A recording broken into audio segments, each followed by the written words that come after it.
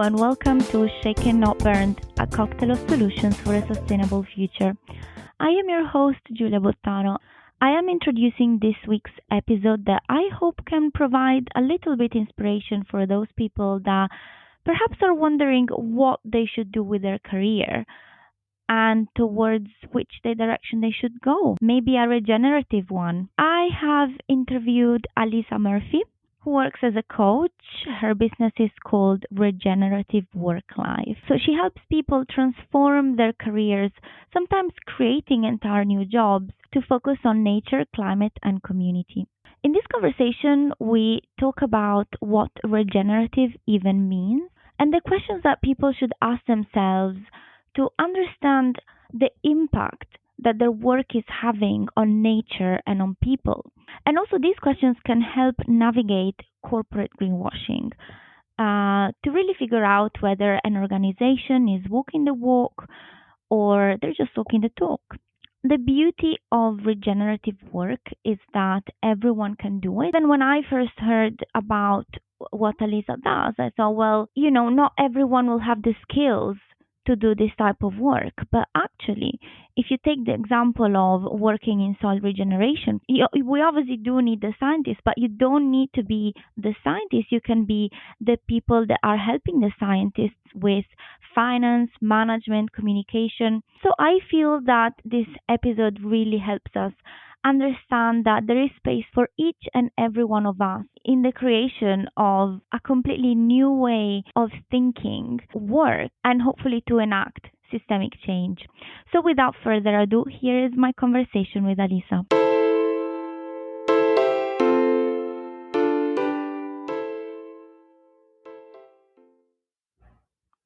Hi Alisa, thank you so much for joining us today. I'm really happy to be here.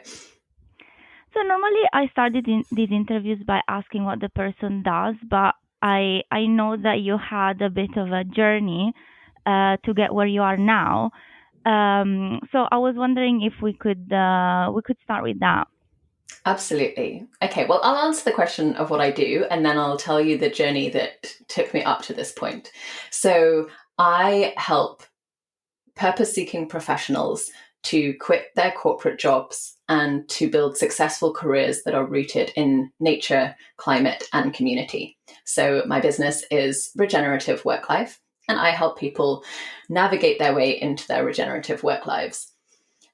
Now, I did not always do this, and the path to coming here was certainly a kind of a winding one. I have a particular affection for sort of winding career paths. I actually started out my career as an actor, and from acting and a very sort of surprising series of events, I ended up as the CEO of a startup in the carbon capture and storage space, which is a pretty wild leap from being an actor, and it happened very quickly. So I kind of took that on as the role of a lifetime and a challenge that I wanted to meet. And yeah, learned a lot, had a very interesting time dealing with kind of heavy industry, but realized, quite early on that wasn't the path for me. And from there, I went on to found a company called Life Size Media. And Life Size, for the last 14 years, has been delivering communication campaigns for climate tech companies. So we specialized in that area really early on. So back in kind of 2010, when everyone called it clean tech, and people thought we were absolutely nuts to be trying to build an agency solely around clean tech. A lot of people told me that we were going to have to diversify, that it wasn't going to be able to build a viable business around it, but we believed in it and we stuck with it. And, now we're 14 years later and we're the leading climate tech communications agency in Europe. But in terms of where my path sort of moved into the regenerative space. So I've been running Life Size for well over a decade, and two things kind of happened simultaneously. One is that I was pregnant with twins just before the pandemic, and my world was becoming very much smaller very rapidly. I'd gone from a lot of travel, working very long hours, like suddenly I just couldn't do that at all. And things just really, I had no choice but to slow down, and things became very kind of contained. My world kind of became my house and the short area I could walk around my house, and all the thing that we kind of all experienced in the pandemic, but it happened early because of my pregnancy. And then once we went into the pandemic, I just had a lot of space that I hadn't had before, a lot of space for reflection and introspection. And then I was sort of able to piece together that there were kind of questions that had been coming up for me around, after working in clean tech for well over a decade, the question kept coming up of what is the tangible impact that we have had? So that we have had as a company, that we have had as a sector. At this point, I'd worked with hundreds, if not thousands, of clean tech companies. But if I were to sort of show somebody and say, look, there's the difference that it's made, I really struggled to answer that question. I worked with amazing people, incredible technologies, but I couldn't point to someone and go, yes, do you know what? The world is a better place today than it was back when we started in 2010. And that really, really bothered me. And, and it was just also time for a change. I knew I was kind of getting ready for the next chapter. I'd done a lot of work to set my team up to be able to run things without me when I had my babies. And I was kind of ready for the new chapter. So I sold Lifesize to my team last year. So we're now an employee-owned company. Lifesize continues to do great work. And I didn't know what was going to happen next. I think the obvious route would have been, moving into kind of consultancy or advisory, or, sitting as a non-exec on boards, something like that. None of that interested me. A lot of people thought I might go down a sort of like executive coaching role at the time. That just didn't feel right either. And I went into this real period of exploration and not knowing and feeling quite lost. But now I can see with hindsight that I really needed that period. I really needed to detox from being an entrepreneur. I needed to discover who I was outside of the title of CEO and founder, which had really been so much my identity for a really, really long time. I needed to shift my mindset away from the idea that my value was intrinsically tied to my productivity and to the success and growth of the business, and just needed that space. And within it, I allowed myself to start exploring things just because they interested me, just because they sparked curiosity for me. And one of those things was coaching. I had no intention at all of becoming a coach, but I really liked this coach called Martha Beck. She's a coach in America. And I was really drawn to her books and to her content. So I was following her. And then I started getting these messages about coach training. I was like, do you not want to become a coach? But found myself signing up for this anyway. So I trained and qualified as a coach, and all kinds of things along the way. I mean, I just really went into this period where I would just say yes to things, even though they didn't make sense. And the rational part of my brain was like, what are you doing, Alisa? So I found myself doing like forest bathing, which is like sitting in nature and learning to immerse yourself in nature. A lot of themes to do with nature. I did wild coaching sessions where I would take clients out and we would go into nature and do coaching in nature. I held retreats that were like play dates for grown-ups, or kind of forest school for grown-ups. And I had no idea where any of it was going until the beginning of this year, where the threads started to kind of weave together. And actually, I should say there's a really, really important factor, which is that I began to learn about regeneration. So I did an incredible learning experience called Rebiz, which is hosted by Ryan James and Erin Remblance. Cannot recommend it highly enough. It absolutely changed my world, changed my worldview. It's teaching very much rooted in Indigenous worldview and Indigenous knowledge. And that changed so much for me. And then I began to weave the threads together. And very quickly, actually, at the beginning of this year, the idea for regenerative work life formed. And I kind of knew very suddenly that I wanted to help people break free from corporate, and I wanted to help people align their careers with nature. And here was a way that finally I could reconcile this clear love of nature and this pull that I was feeling to be in the wild, to rewild myself, rewild my life, but also like the pretty extensive experience I had in the business world as an entrepreneur, and I realized I can bring these two things together and really have impact, because I really believe that the work that we choose to do is one of the biggest impact factors that we have. It's one of the most powerful tools that we have to make change happen. So that was my journey. Wow, that's really inspiring. And on your last point, I completely agree that work is so important because it's 40 hours plus of our week. It takes the majority of our, more or less, the majority of our time. So, yeah, I completely agree that our career can have such a big impact. And when you were talking about your journey and the fact that you're helping people live their corporate careers, it feels like a good way to turn trends like the Great Resignation in a way that makes impact and helps people and the world.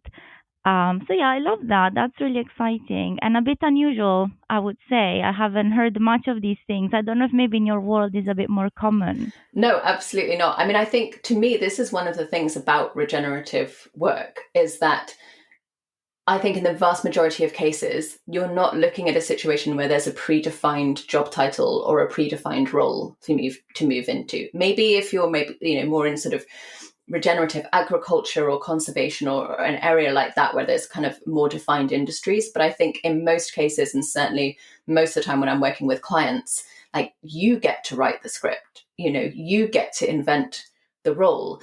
And that's both really exciting and quite scary as well, particularly if you're used to a corporate structure. You're used to, these are your responsibilities, these are your KPIs, this is how you fit within this structure, and that can feel like a safety net. Like, I think it also can feel very oppressive, and that's, as you mentioned, where we come to things like the Great Resignation. People are really starting to question whether corporate culture is something that feels good to them, and I think in many cases it doesn't. But you've also got to be willing to sort of take this leap into the unknown and find what it is that you are uniquely positioned to sort of bring to the world, to the market, however you see it.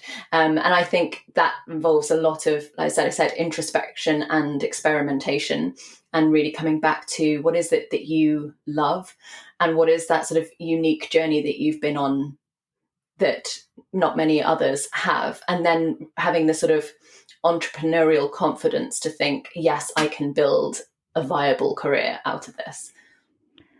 Yeah, before we move to maybe talk a bit more about what people can do to make their work more regenerative, can you please define the word regenerative? And also, when we talk about sustainability, I feel there is a lot of talk about climate, but now nature is finally starting to take more of center stage in the agenda. So if you could also discuss that distinction, and how does regenerative connect to climate and nature? Yeah, absolutely. I love this question. Okay, so the simplest definition that I have found that resonates for me of regenerative work was actually offered by Ryan James, who I mentioned, who runs Rebiz. And he describes it as work that actively supports life. I think that's it. Work that actively supports life. For me, I expand that to thinking of work that is rooted in nature, climate, and community. And a really important factor here is all three. So I think that's where we often see the distinction that you were talking about, is that quite often, and I say this as someone who worked in climate tech for a long time, we look at those in kind of silos. So we're looking at climate, but we're not thinking about nature. I mean, I can tell you from 14 plus years in climate tech, I can think of maybe 2 or 3 examples of a technology where the benefits involved thinking about ecosystem or conservation or species preservation. Like, it was extremely rare in my experience that nature and biodiversity was part of that conversation. Similarly, with community, I think that intersection is often missing as well. And, community in the sort of the widest sense of, like, who are all of the stakeholders behind this, whatever it is, behind a business, an organization, a product, like, and really expanding our understanding of what the community around that means and what the impact is, and thinking about how the benefits are fairly shared.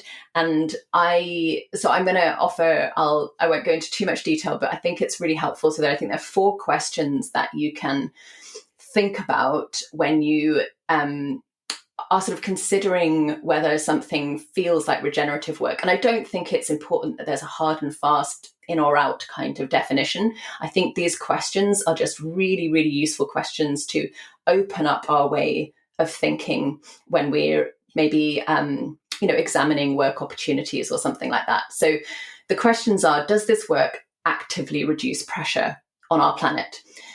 And this to me is quite different to surface level sustainability claims, which are often about sort of maintaining the status quo and perhaps doing it a little bit more cleanly or efficiently, but ultimately we still want to grow the business. Like, that is not actively reducing pressure on our planet. So, the actively part is really important in that question. Question 2, will it improve life for all beings and distribute that benefit fairly? So as I said, all of stakeholders, human, non-human alike, and really expanding our understanding of who or what our work serves. Question 3, can it have impact quickly and at sufficient scale? This is an interesting one for me because I've been in the world where, we use words like hyperscale a lot. And often what that means is sort of grow your company as quickly as possibly to get to an exit. That's not what I'm talking about. But I think it is really important that we are looking for tangible impact within a meaningful time frame, because we're all aware, I don't need to tell your listeners that time is not on our side here. There is a real urgency behind the work that we need to do. And then the final question is, does it account for repercussions beyond its immediate location? So as I said, are we looking really at the entire system all along the supply chain to think about not only are the benefits shared, but am I aware of any sort of repercussions or consequences as a result of my work or my business? If anyone wants to go into those in more detail in my podcast, Regenerative Work Life, episode 3, I break those down in detail. But I just think those are really helpful starter questions for people when they're examining possible opportunities, because there is so much corporate greenwash out there. And it's so easy to get kind of enchanted by great sounding titles.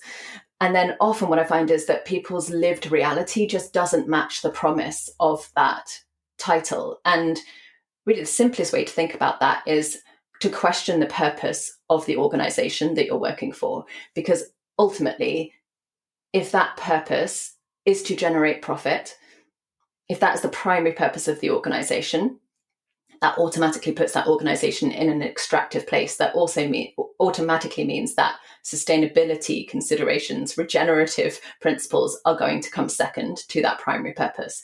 And, if you find yourself in a position where you're frustrated that you're not able to have the impact that you hoped you would have within a role, or that the promise of a role and the mission of an organization doesn't match up with your lived experience of the values of that organization, that's really what I would say, is just really think, why does this organization exist? And is it actually possible for this organization to operate in a way that isn't extractive? Yeah, when you said those 4 points, I've been a business journalist for 5 years, so I've more or less reported on nearly every sector active in the world, and I was thinking, I can't think of many examples of industries that would fit even just the actively reducing pressure on nature, which is probably the most immediate one for me to think about. Yeah, we need change, right? We need systemic change. Yeah, and this is not about kind of, on a personal level, this is not about creating some kind of impossible standard of perfection to think, oh my goodness, my work doesn't achieve all of those. I think it's more a calling to, to the direction that we want to go in. It's more about saying, it's not about have I, achieved 10 out of 10 in each of these 4 questions. It's like, but is there the potential to move in those directions? And does my work allow me to sit with those questions? just as you said, you can look at sort of 5 years of business reporting and think, well, where are the examples? The important thing is to be asking the question. It's a really good question. Where are the examples of the organizations that that are really showing leadership in all of these areas? Can you think of, because I'm thinking it sounds something a bit easier to achieve at a small scale. For example, if you're a small business owner and you work, I don't know, like an animal refuge, or you have a farm. But how about the larger scale? Can you think of any examples of companies or maybe even sectors um, where this is more or less achievable at a large scale? Yeah, I mean, I think the immediate example that comes to mind, I think, would be around things like regenerative agriculture. Also, rewilding is the example that's really coming up for me. And I think there are so many. I don't really want to get into, honestly, because it's outside of my area, and I still don't know how I feel about it. But when we have the option to apply the sort of economic metrics around the benefits of conservation and biodiversity. Yeah, I still struggle with that, but I think that that rewilding is such a kind of fantastic example of like the abundance that nature brings to us, and how quickly nature can actually achieve all of those things that I just talked about. So this is the thing: anything that centers nature, like those four questions, that is what nature does. Nature looks after all of its stakeholders. Nature has benefits beyond its sort of immediate, if you have a particular project that is going to have ripple effects in the surrounding areas, creating wildlife corridors, whatever it might be, it very much actively reduces pressure. So I think that is sort of that's not really a direct answer to your question, but I think if we want to look to models and say, where are the models where everyone is benefiting and where it's sort of truly intersectional, and that the ripples are felt beyond the immediate vicinity, I think anything that has nature at the heart of it is going to lead us in the right direction. And I suppose as well, the first way to understand whether a company is truly committed is understanding its level of transparency. So, do they have a plan, and is this plan publicly available, and is this plan actually practical, or is it more desires and wishes for the future? Absolutely. And I think that's exactly right. It's not about saying go out and find an organization that is already doing all of these things. But, if you want to stay within a sort of larger organization, or if you are already in leadership in a larger organization, yeah, it's exactly that. It's about, like I say, it's about meaningfully sitting in those questions, means being very honest about where you are now, about what needs to change, about how quickly you're able to do that, what needs to be let go of in order to achieve those things. It takes really hard questions, and completely agree with you about transparency. And I think it also requires a real willingness to shift at the sort of systemic level, because I think one of the things that I see, I'm sure you see this as well, around sort of sustainability reporting and improvements, is that there's this sort of, it's like it's ring fenced to go, right, well, at the center, we still want to be doing exactly what we've done, and we still want to be generating an awful lot of profit and value for shareholders. But on the periphery, we're totally willing to make some changes happen, right? So out on the outsides, yeah, we can play around with that kind of stuff, but we're not willing to touch the core, right? And that's, that to me is like, perhaps that when we say real transparency, like, let's talk about the core. Let's talk about like your core reason for existing as an organization, and see like your fundamental model, and do we need to make some shifts there?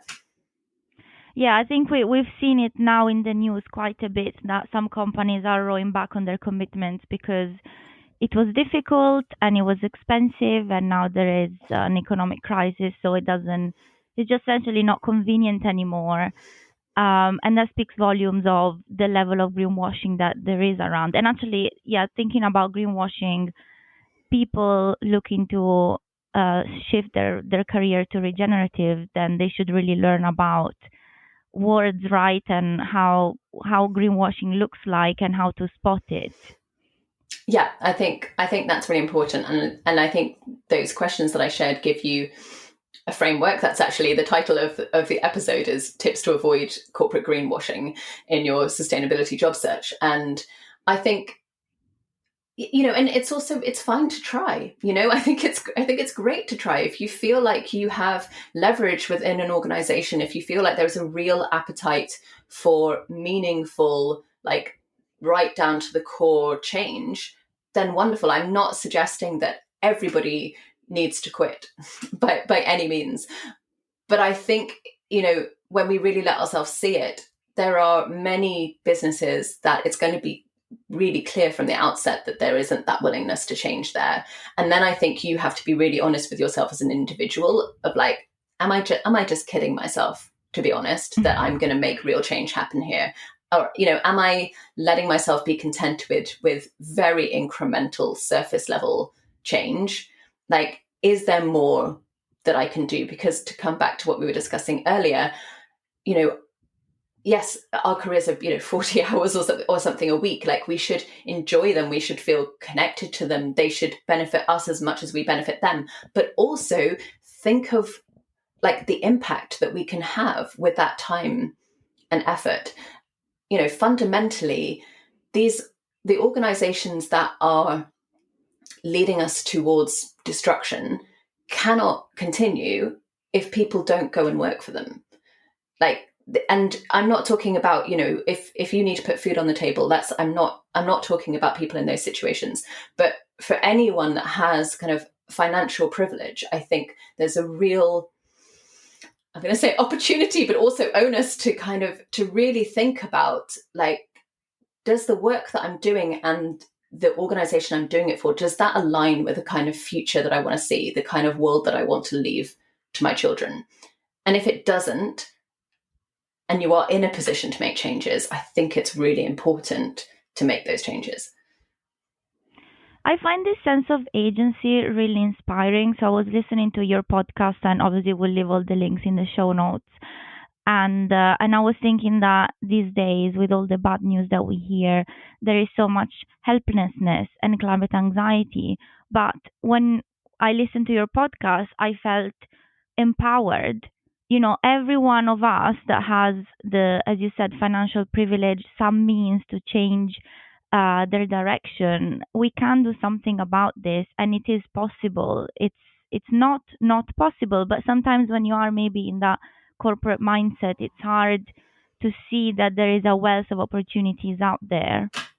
Yeah, and I would say that's, you've touched right on one of the biggest fears that holds people back from having that impact and making those changes.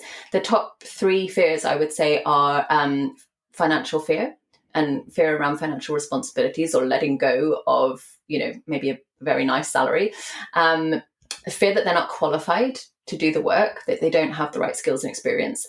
And then the third one I would say is that just the fear that there aren't those opportunities out there, which is why I sort of always emphasize that, the opportunities are endless. Like, this isn't one niche sector. That is not the way to think about regenerative work. Regenerative is a whole philosophy. It's how we organize our economies. It's going to be, I hope and believe, how we function into the future. So, it's understandable, but the idea that there are limited possibilities is to me personally a nonsense. I think we need everything and we need everyone, and it's going to look like so many different things. And as you said, we really do have agency here to make that change happen. But what we have to think about is, like, what are we willing to let go of?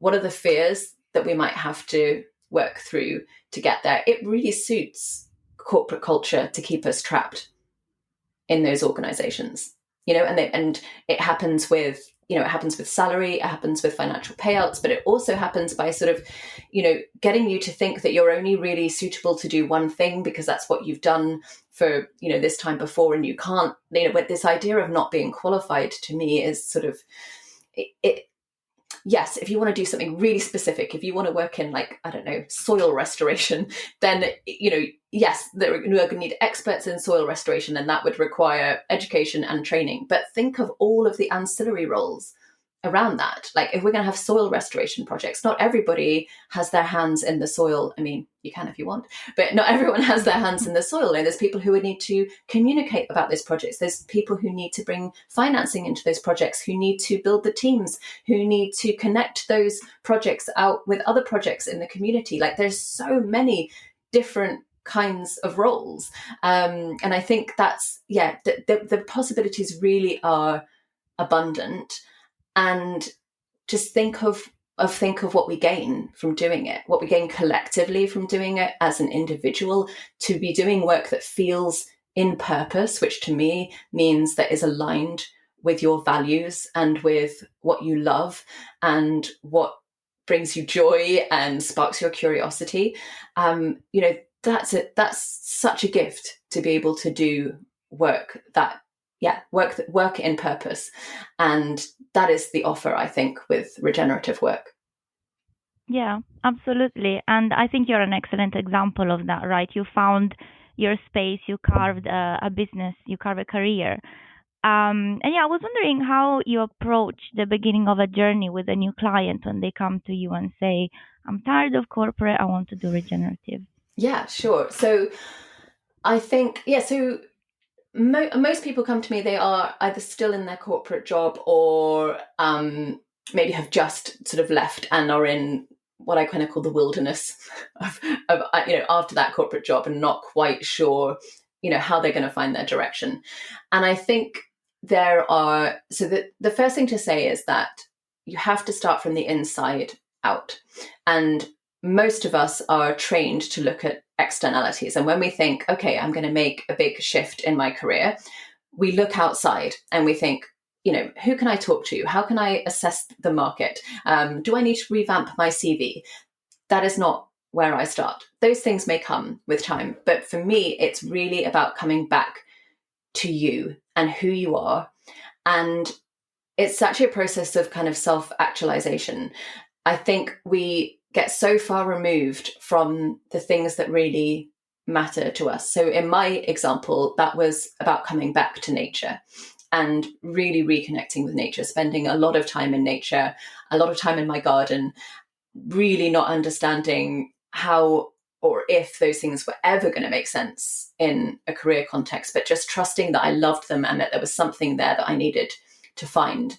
And I think that's really my starting point for people is, what were the things that you loved as a child?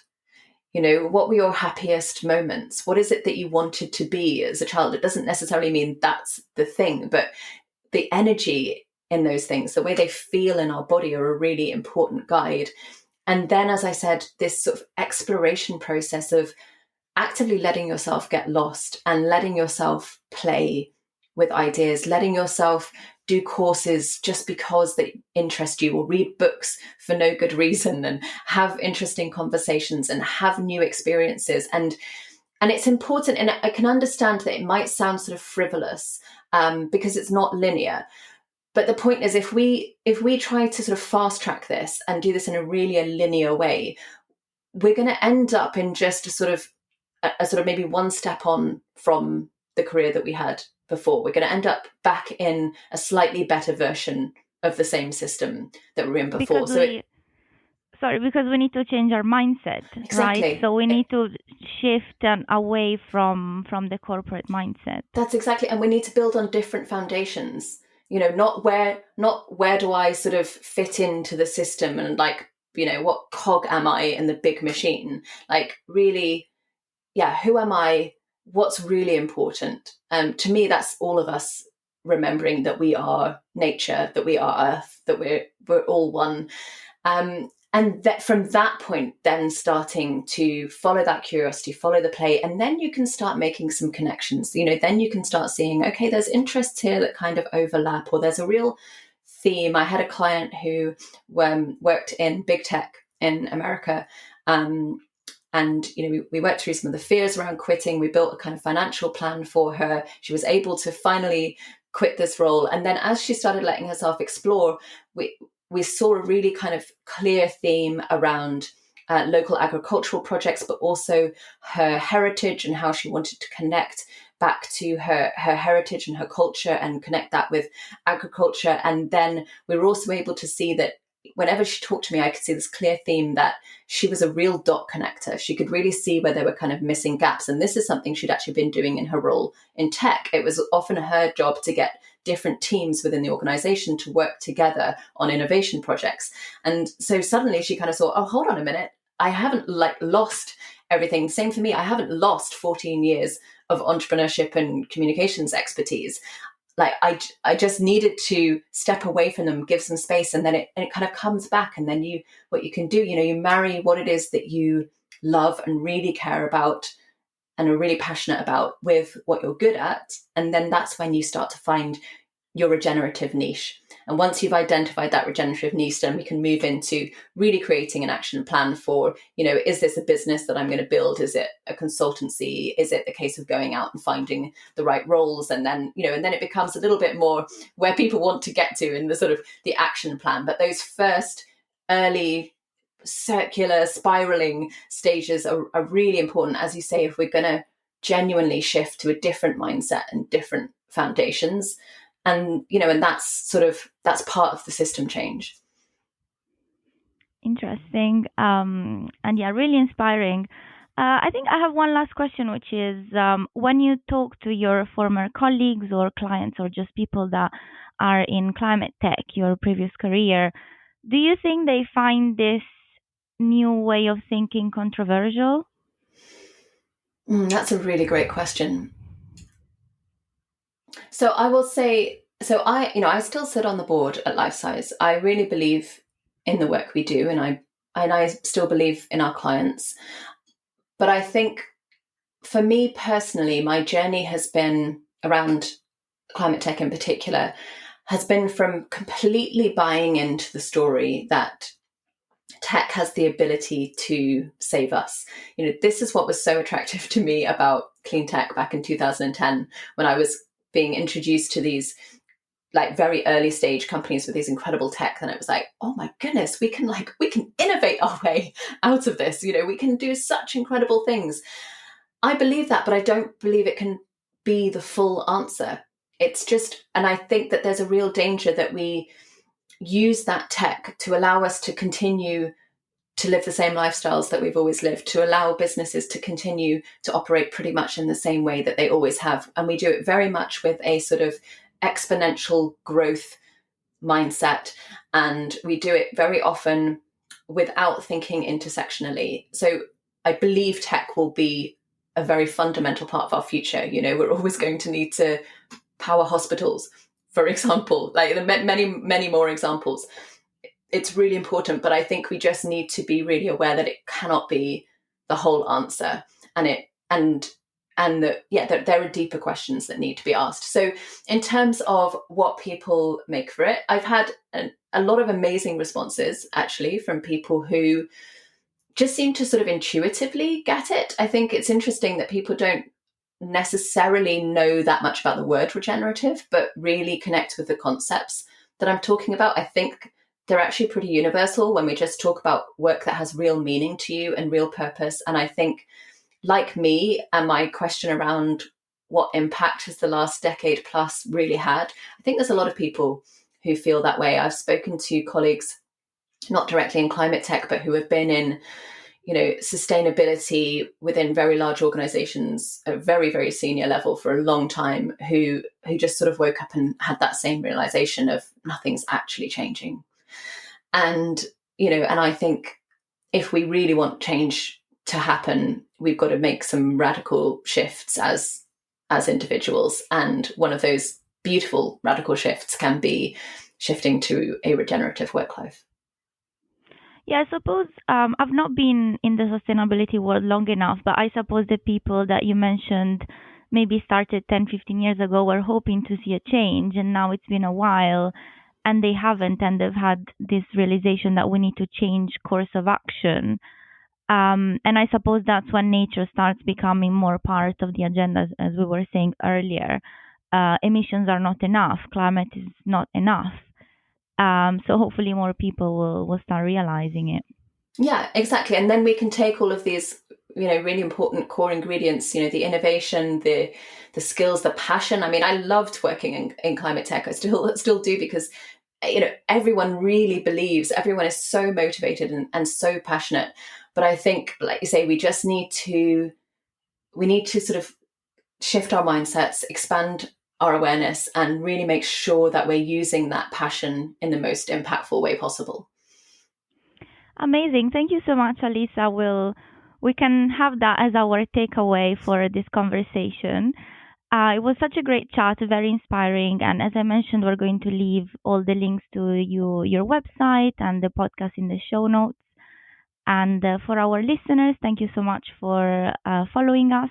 Don't forget to subscribe to our newsletter and follow us on LinkedIn. Thank you so much, and see you next time.